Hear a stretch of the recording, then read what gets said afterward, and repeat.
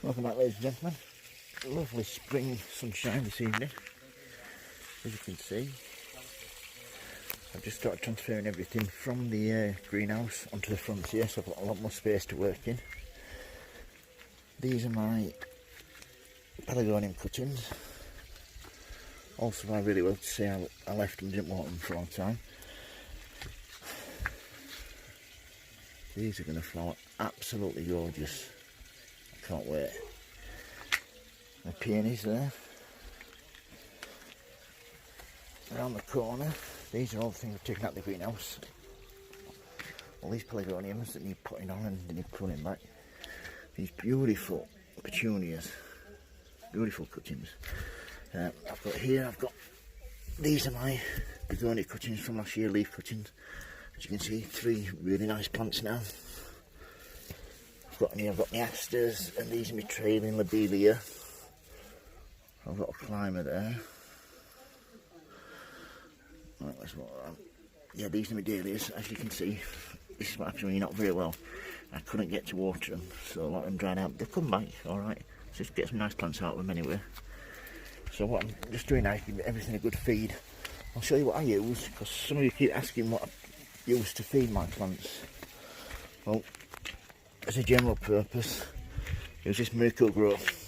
Just simply put your powder into, get it on here. You simply put your powder into that, unscrews, you put your powder in there, screw it back on, and then you can use between feed and water on, which is great. And you can also lock it so it's on all the time, so you don't have to keep your finger on the button. So yeah, all I have to do with that is get your hose pipe like so. Simply, if I can do it with one hand, which I don't think I can.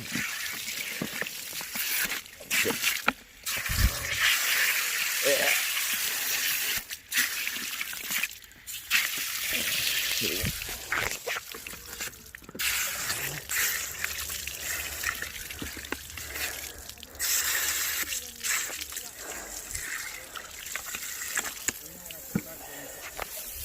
Right, here we are. The reason I couldn't do that is I got switched off. Anyway, I'm absolutely soaking now. But yeah, we've got water only there. I'll put it down to feed. So all we simply do then is to give everything a good soak, and you've got a generous amount of feed coming through. So as soon as everything's wet, I have to then move on a little bit. And once you want it, it's so refreshing to come out and do this. It cools everything down really well. Then my penstemon. These are what I put them with the names earlier. Fuchsias. Fuchsias smell absolutely divine.